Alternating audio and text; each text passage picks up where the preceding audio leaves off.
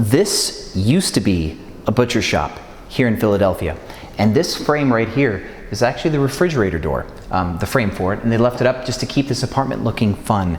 And now this is going to be an Airbnb space. And so my gift to you today is we're gonna walk through 4 big pro tips that I wanna give you if you're starting your hosting journey. If you have one property, you're generally new at this, there's a lot of you out there, so I'm gonna help make you a better Airbnb host by giving you some rules of the road. My name's Sean, and without further ado, let's jump in.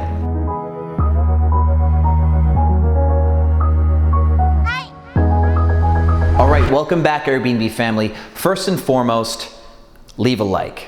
Right? It helps the algorithm. Can you believe it? Just simply liking this video will make it inherently more successful, and it will reach more new hosts. So all of you like lifetime fans of the channel, everybody in the Airbnb family, leave the like, of course. And all of you who are new, I welcome you to subscribe and hit the notification bell, because we're going to release a lot of time-sensitive content. And if you want to get ahead of the curve, learn all the new stuff, hitting that notification bell means you won't miss a video, because we put out a lot of stuff. So welcome to Airbnb Automated, right? So my name's Sean, I'm your host. I'm addicted to coffee, and I've got 4 things for you. And dang it, I can't drink in front of you guys. It's kind of unprofessional, isn't it? Number 1 is I want you to, if at all possible, whenever possible, try to clean your own Airbnbs. If you're a full-time professional and you have a housekeeping team or a housekeeping person you're going to hire to do your cleaning for the most part, that's cool. Sneak out on the weekends, sneak out on a lunch, and show up at these properties and work with your housekeepers. And I want you to take notes.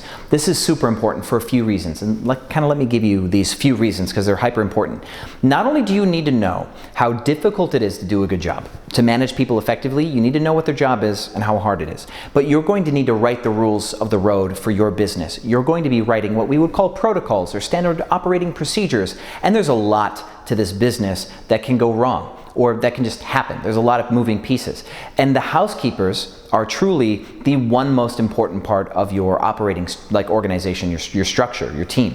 So housekeepers show up after every guest, right? And they start cleaning. And so if anything is missing or anything is broken or the guest isn't checking out on time, the housekeeper is the one that runs into these problems. And you need to have solutions for these problems whenever possible. Okay, so that's really at the heart of this. Every time that you have a problem, I want you to journal it. I want you to write it down, put it in your phone maybe, and I want you to solve it. And I want you to work out the best solution from your experience, and then write out what I would call a standard operating procedure. And you're gonna teach your housekeepers how to handle specific situations. Now, if you wanna hire a professional, like a housekeeping company, most likely they're not going to have short-term rental management experience. And cleaning a short-term rental is more than just cleaning, isn't it? It's making sure that everything's stocked and nothing's broken and the guests are getting out, the keys are secure, the home is secure before they leave, all these different things. So you're going to have to train somebody. Whether or not you train a housekeeping professional, you're going to have to train them on your business model. It's just the way the world works.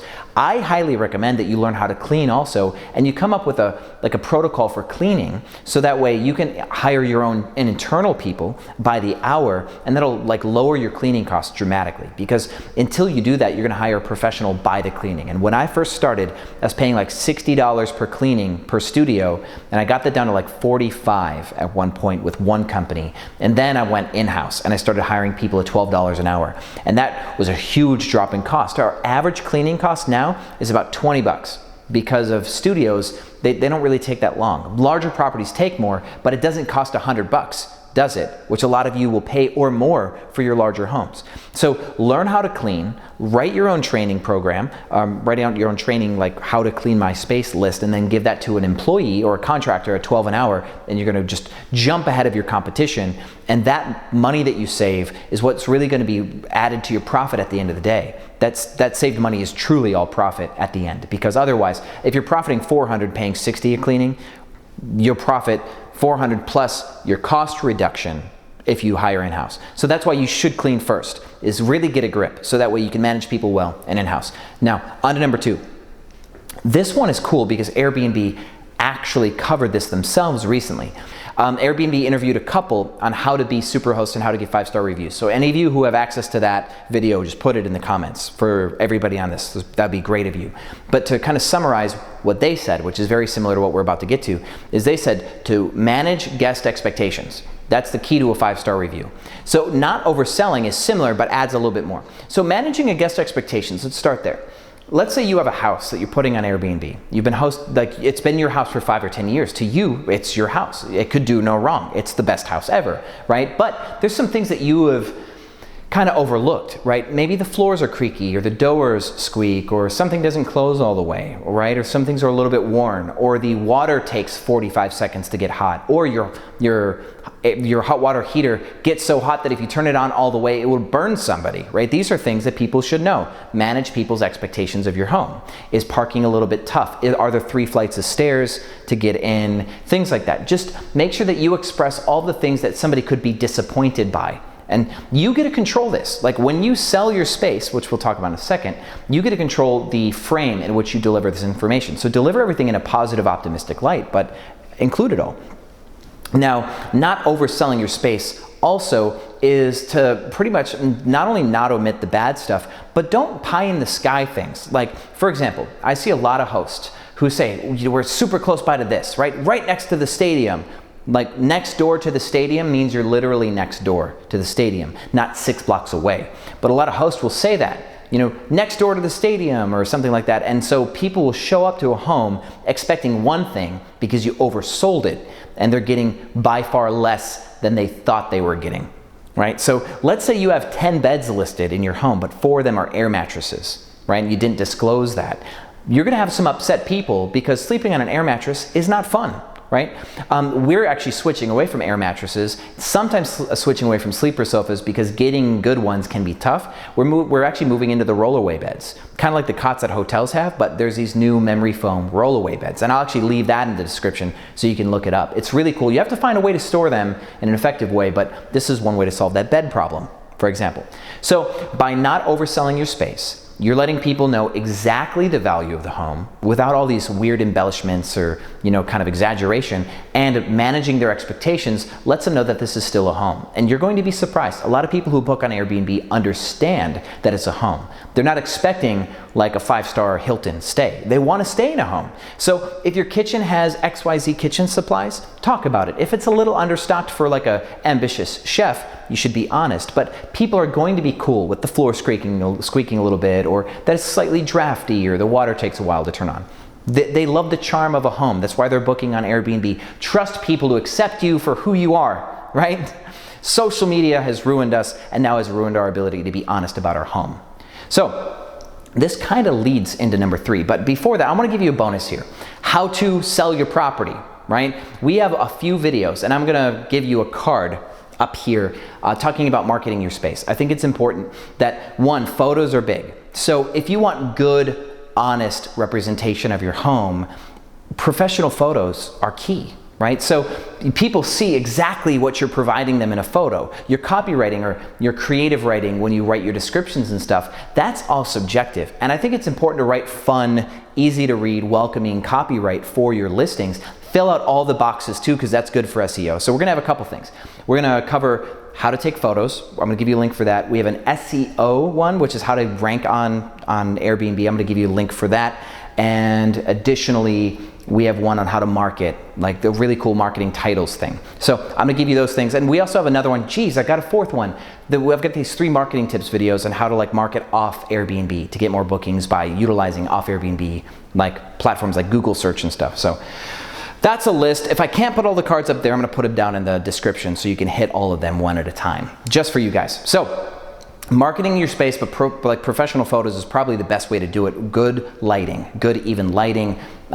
Compose your photos by setting the stove, for example. Put the pots and pans up top, and set the table with place settings and all these different things like that. So when you take the photo, people can imagine the use of the space.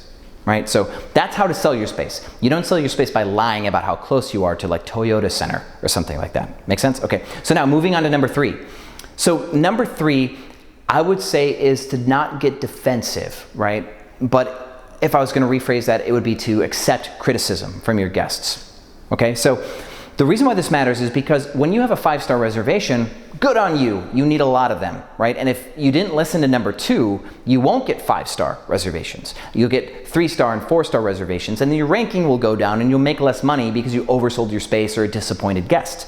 Let's say you have some of those because you failed. Because yeah, you didn't take good accurate photos, or you oversold your space, or you're bad at customer service. Let's say that's the case. Or you're bad at housekeeping, so it wasn't as clean as it needed to be on the way in. Let's say you're screwing something up, and that's okay. We all make mistakes. Totally cool. But guests will speak up. And sometimes guests won't be nice about it because this is their trip.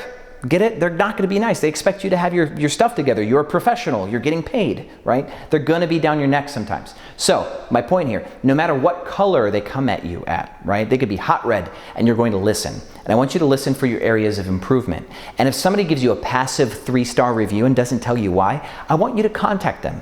And I want you to say, hey, John, so sorry that we let you down. I see you only left us a 3-star review, and man, this really sucks that we couldn't give you a 5-star experience. Can I ask you what we could improve upon? Because you didn't write it in the review, and I would like to improve, please, right? It gives you a chance to save that relationship. Maybe he'll think that's super stand-up of you, and they'll book with you again just to see if you listened, right? People like to tell you what you're doing wrong. They like to exercise that authority. Let them. But your key here is to learn from these mistakes and improve your business as you go, because failure is the best teacher. Time and failure will make you better. And the only way to get towards excellence is through that iterative practice of doing it and doing it again. Like, I did a painting video and I got roasted.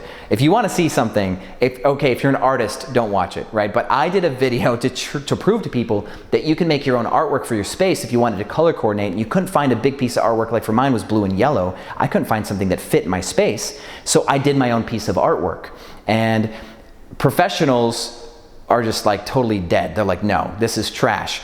Other people are like, wow, you did such a good job, right? So art is like subjective, but you don't have to be good at everything, right? And I'm not the best painter. And if you want to watch me not be a good painter, watch that video. But my point is you can improve, right? Every time you have a new reservation, there's a chance for improvement. So I want you to look for areas of improvement with every guest. And if you end up getting our first course called Cracking Superhost, we're including a survey card. It's such an insignificant thing, I might just give it away for free at one point, but the survey card where you're going to ask people how their experience was and where their areas of improvements are, and then we have like a rating system on the card, and that way a guest can fill it out just like a hotel would, right? You want that guest feedback. That will drive your improvements, and without good communication, you're shooting in the dark, right? So that's super important. Now this actually leads into number 4, right? Because how guests come to you about their problems with you may not be kind. And you need to not take it personally. You need to just shut up and take it. So here's number 4, is if there's any one thing I can teach you in this video, this is the most important thing ever, because you're now in hospitality. You're now in the travel industry. You are now letting people into your home, into many of your homes if you're like us, and this matters to people. You may only see it as money. And we had a manager in Houston that we had to retrain for this very reason.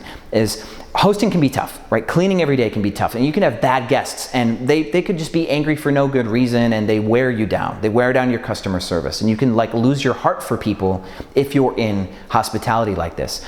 There's a person in our host group that said you have to be a glutton for punishment if you want to be an Airbnb host, and in a way it's kind of true, but a lot of us are here we are, right? So what do I mean? Is people don't travel much. People don't travel enough, in my opinion. So some people may not even travel every year. Maybe they only travel 1 week a year. 2 weeks is generous for vacation time in a lot of jobs. And because of this, people are super like high strung. They're super wound up. So if they're ever going to lose their cool, it's going to be during a trip. That's just the way it is, right? So if somebody's luggage gets lost and their flight is delayed, and then they have a problem getting into their Airbnb, they're going to be so just already put off that they're going to be like mean to you. And there's nothing you can do about it. And you need to just put up and shut up and let them be mean to you and kind of let it happen. You kind of have to let it roll off your back. And furthermore, you need to be on their side, right? Not just take it, but I want you to be on their side about it. You let them down, right? They were expecting the place to be clean when they arrived. They were expecting to be able to check in right away without any issues. They were expecting the TV to work. Whatever you told them that they should have with their Airbnb, they were expecting it. They're expecting more than 2 towels, right? Something like that. And you let them down. You just have to eat that, right? So let me tell you a story. And this is kind of a fun one.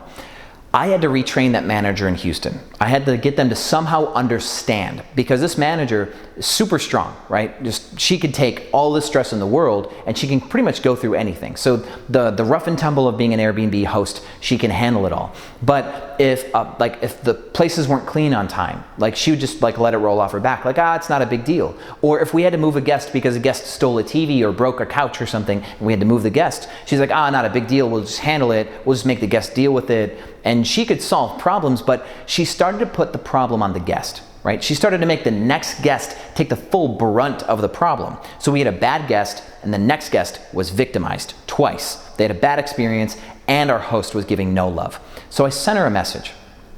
And so I said it like this. I'm like, hey, I need you to sit down. Read this message. I want you to not do anything else. And I want you to just be quiet for 5 minutes after you read it. Don't message me back. But I want you to just listen to this text message, read it out loud, and think, okay? I want you to imagine a guest that we're about to have. This guest is visiting Houston because their mother is at MD Anderson for treatment for cancer. She has terminal stage 4 cancer of some sort.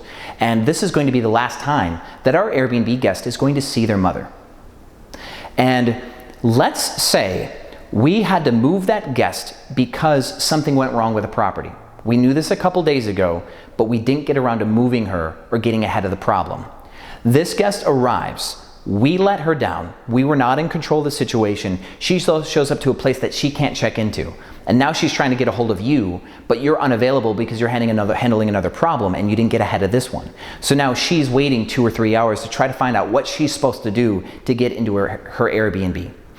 By the time she's able to get to her Airbnb, because she's taking a taxi with 3 things of luggage, her visitation hours at the hospital end. She can't go visit her mother that day, which was her plan. And before the next day comes, her mom is gone.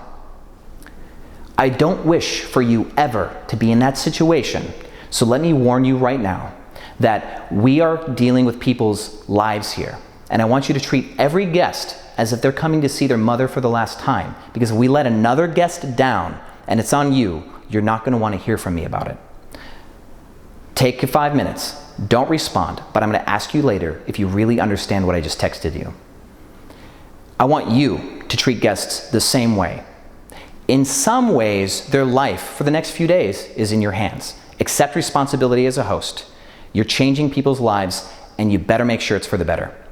Thank you for watching Airbnb Automated, and I'll see you on the other side.